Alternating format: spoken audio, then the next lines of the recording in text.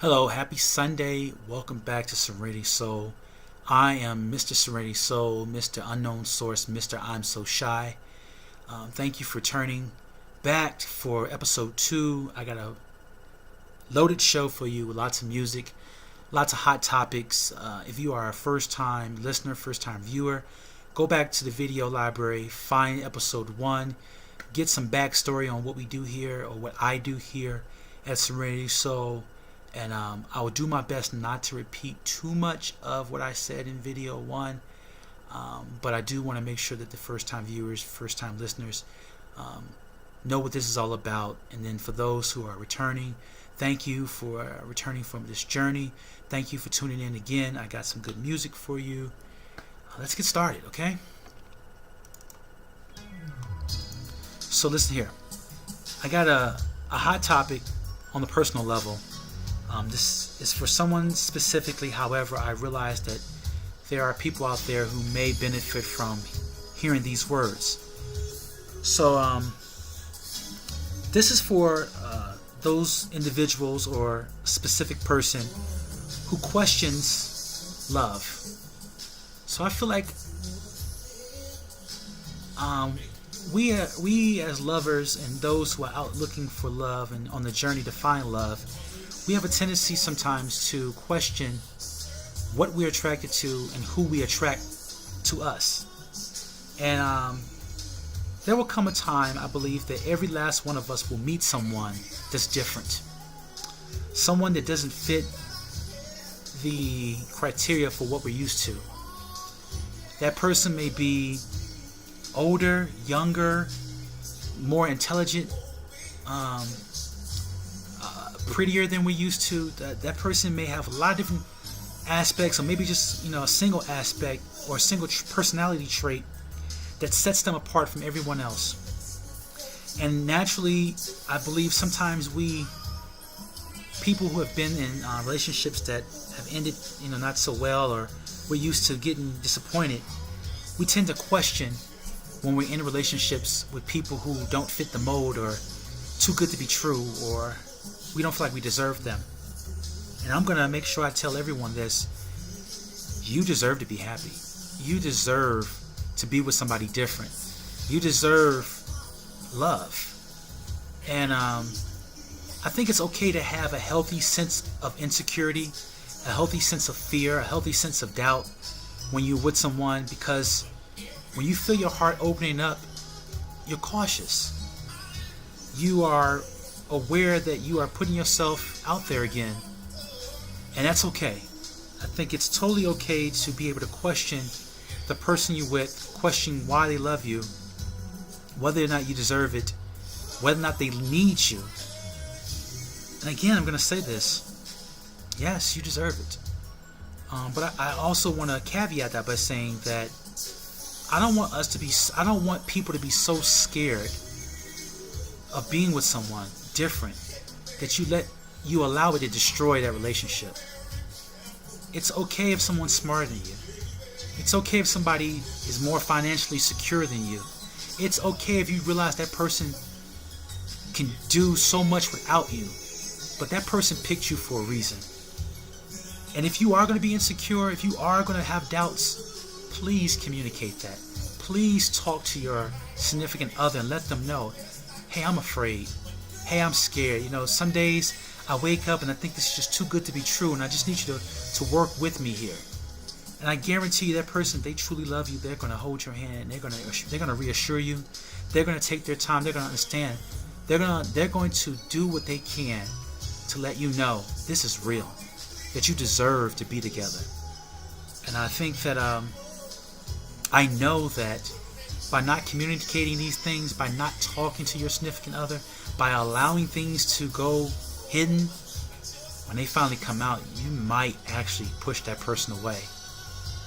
And I'm going to speak directly to everyone out here who's going through this.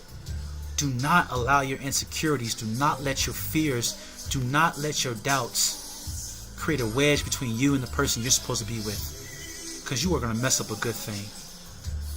Please hear me out in this. You deserve that person.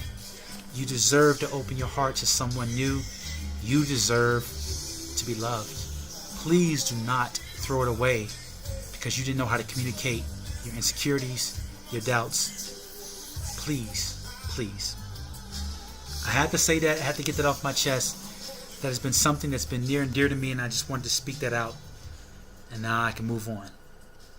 So, Serenity Soul, if I'm not talking about love, my passion is music. Serenity Soul is about music. If you've been following me for the last 6 years on Facebook, you know I put out poems, I put out quotes, I put out articles about politics, social issues, love, self-love, what have you. Whatever's good to me, I put it out. Whatever inspires me, I share it. And I just want people to know that I do this because I love music, and I think that music speaks to all of us. And there's a website out there, serenitysoulmusic.com. It's a Podomatic site.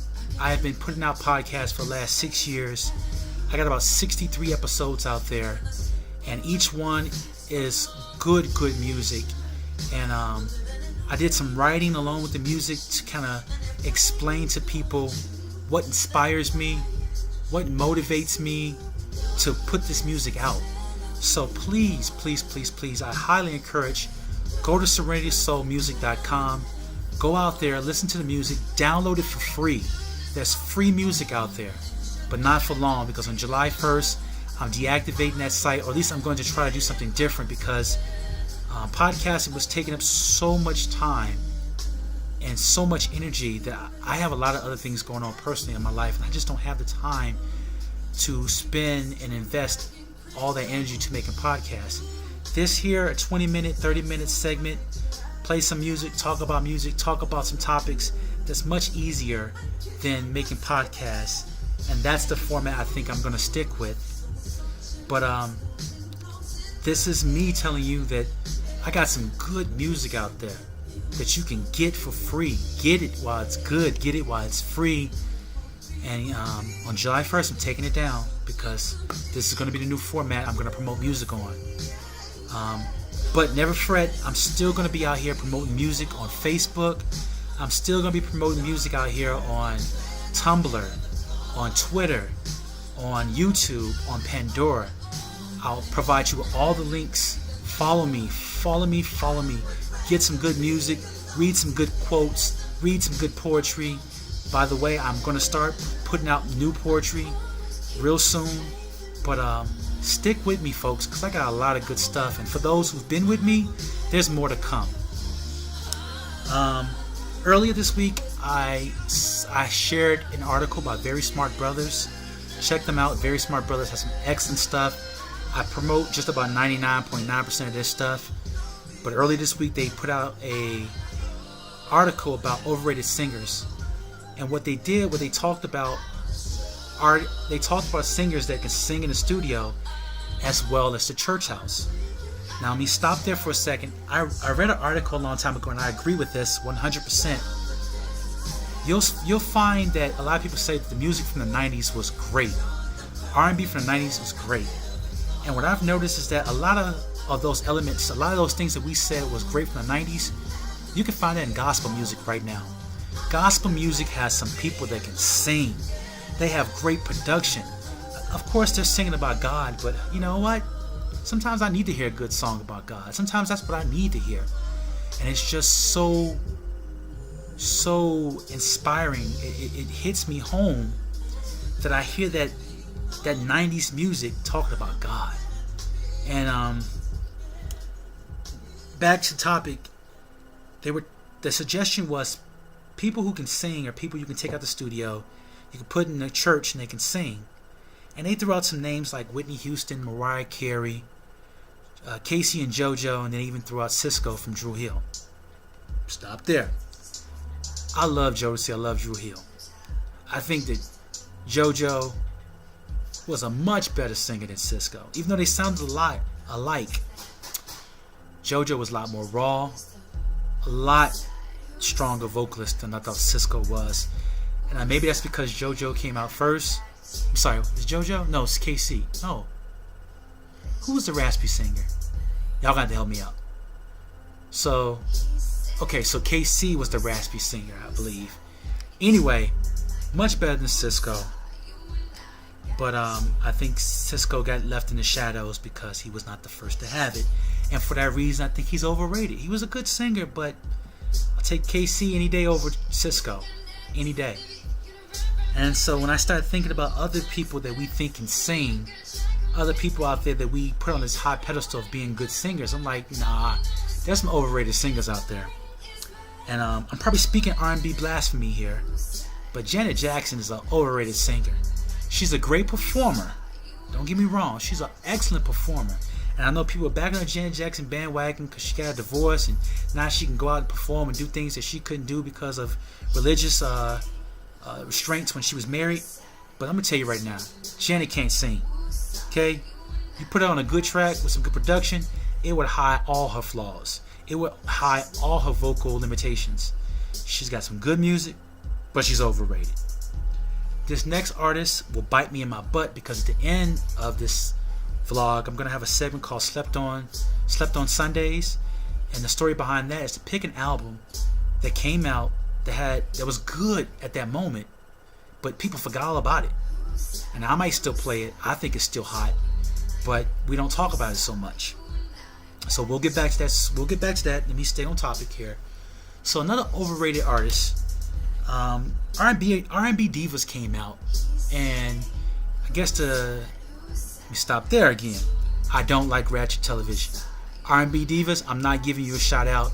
I'm not putting a plug in for you. I don't like your stuff, but I thought it was a really good concept to put really strong vocalists together and see what happens. Maybe they might come up with an album. And then when they started making choices, one of the choices was Faith Evans. And I understand Faith Evans' role, status in the R&B industry. Okay, she's the first lady of Bad Boy, I get it, but she's not a good singer. She had, just like Janet Jackson, that she gets surrounded by good production and it hides a lot of her vocal limitations. And I think that it's fair to say she's not really the best vocalist, but she makes good music. Now, I got you. You people might not agree with me, and I'm actually looking forward to, in the comment section, drop some names in there. Let me know who's overrated. Let me know who you think can sing in the studio and can sing in church. Give me some names. You know, we can go back and forth on this all day long, but I'm going to pick Janet and Faith Evans. Those two, I believe, are overrated. Let's see, next subject. Alright, there was an article posted. There was a farmer who was suggesting that white women in yoga pants were more dangerous than blatant racists. So, here's my chance to talk about my racist black pride views. My racism, my black pride views. One, I'm not racist. I know that I post a lot of things on my page that are very controversial, very sensitive in nature. I am very, very proud of being an African American. However, I got a lot of different races in me, a lot of different things going on in my DNA, but the world identifies me as being black. And due to historical events, I think it's necessary for me to be pro-black. I think it's necessary for me to have a lot of black pride. I think it's necessary for me to post articles that express a lot of pride in being black, a lot of joy, a lot of love in being black. That's not to say I hate on any other race. That's not to say that I don't enjoy music, art, and many of the contributions from other races. I just think it's my duty to share black pride, to promote black pride, to show people that it's okay to be proud of the color of your skin, your culture. It's okay. Do it. Be proud. But in this particular case, I want to say that there is a thin line between being proud and racist. You can be so intensely proud that you come across as racist. You can be intensely aggressive in your views of pride that you come across as being a bigot. And in this particular article, it was talking about blatant racism versus latent racism. And I believe that blatant racism has a little safety net to it, because as long as you know who's racist, as long as you know where not to go, there is safety in that, because you know how a person feels, you know how that area is, you don't go there. You know, there's respect for that, and say, hey, I know you got your views, I don't agree with them, they're not right, but you know what, I'm glad I know these things. You wear your opinions on your sleeve. But then there are those people out there who love to say, I'm not racist. You know, I went to school with black people. I kissed a black man once. There are people out there who don't think they're racist until they're scared. And once they're scared or frustrated or angry, then that racist, the underlining racist behavior comes out. And, you know, then we all act shocked. And I'm not shocked at all, because one, we're human. One, it is common human knowledge that we all judge. We all have stereotypes. We all have people in our culture, people in our communities that reinforce stereotypes. But just for for every person that's out there to reinforce a stereotype, there's also someone out there who's aware of the stereotype and who's doing something to prove that not all of us act that way, not all of us think that way. So I think it's very healthy for people to acknowledge we all judge. We all have our bad stereotypical views. Just don't be racist about it. And when you have a racist moment, own it. Own it. Because going around telling everybody you ain't racist and turning around and calling somebody a nigga because you pissed off, that don't cut it. You know, and for a lot of us, it doesn't surprise us because we're so used to it. But again, I'm not saying that being blatantly racist is the thing to do. I'm just saying I got mad respect for you because you know who you are, what you are, and you are aware of your feelings, and you ain't hiding them. But I think that a lot of people out there who are walking around here saying I'm not racist, you know, I voted for Obama, but you catch them offline, you catch them in the right scenario, and they say some stuff, they do some stuff that just change the way you feel about them. And I think that I think it's best if we just all accept the fact that we're human. We do judge people. We do feed into stereotypes, but acknowledge the fact that not all of us are like that, and accept that you are human and you will make mistakes. That's my soapbox. I'm getting off of it. I don't like talking about race so much because a lot of times I think certain people try to push their opinions that they come across as being racist or bigoted, and I don't want to be that way. I don't want to be that way. So that's my whole spew, my opinion. Feel free to comment. I don't necessarily always agree with the things I share online. I don't always necessarily agree with the opinions of others, but I do like putting things out there just to show different opinions. You may agree with me, you may not. That's fine. You unlike my page, you can keep going. Please recognize that I do what I do because I think that there is value in it. Alright. Gotta wrap this up a little bit. Got two other topics I want to touch on. Like I said, my passion is music, and as an older adult, or getting older adult, we have tendencies, us 30, 40-year-olds have a tendency of listening to the radio and nagging or being annoyed by the lyrics we hear on the radio, you know, saying that, oh, that's crass, or that's vulgar, and this, that, and the other. And I just want to let you know that we're not innocent. If you remember in the 90s, we had Ginuwine, Pony. We had Next, Too Close. And those songs were very, very explicit and very suggestive in nature. And so when we're sitting around here talking about the stuff on the radio and, you know, people don't make good music, please remember, our parents were saying the same thing about the music we were listening to. And their parents said the same thing about the music they were listening to. So it's going to be a cycle. And we're going to hear our kids talking about their kids and the music they listen to. I think it's kind of sad to think that music could actually music could actually get worse. I think that is a very alarming. However, it's a cycle. It's what happens, and just don't get so carried away where you're talking about our music from the 90s was great. Our music in the 90s was kind of raunchy too. We had some freaky music out there, okay? Alright, last topic. I talked about this earlier, and then I can discuss the track list, and then I can wrap this all up and post it to Facebook. This segment is going to be called Slept on Sundays. It is me picking out an album that was great at the time. However, we don't hear too much about it. I think it's timeless. That is a word I will use for a bunch of music. Timeless. That's music that you can listen to 20, 30 years from now, and it sounds just as good. It puts you in the mood. It takes you back to a certain era. So, I want to take you guys back to 1995. Faith Evans released her debut album, Faith. And I'm pretty sure I was on my journey to discover manhood.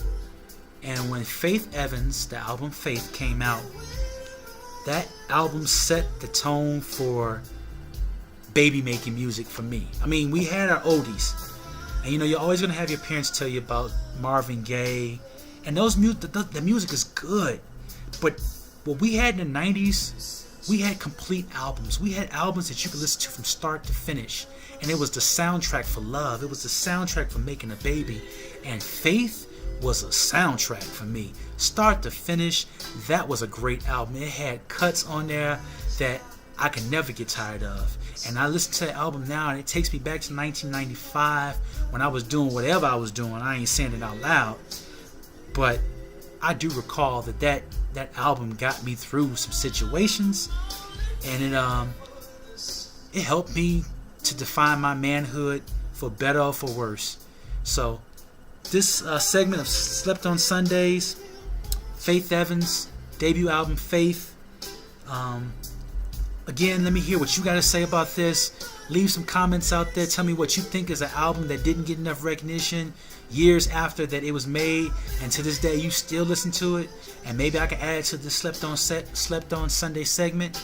But again, I'll be back here in 2 weeks with new topics, a new track list, and hopefully you're back. Hopefully I didn't discourage anyone. Hopefully I didn't offend anybody. If I did, I'm sorry. I wasn't doing it intentionally. And I'm going to get ready to upload this video. But first, let me talk about the songs I've played, where you can find them, who made them, and a little bit about these songs. So first song, Only Human, Jeffrey Osborne. If you don't know anything about Jeffrey Osborne, the man comes from LTD. They had some ballads out there. As a matter of fact, they had a song called Love Ballad. Excellent song. Baby making music for my mama that I got hipped on, and I still play it to this day. Jeffrey Osborne, Only Human, from the Only Human album. Go cop that on Amazon. Go cop that on iTunes. Get it.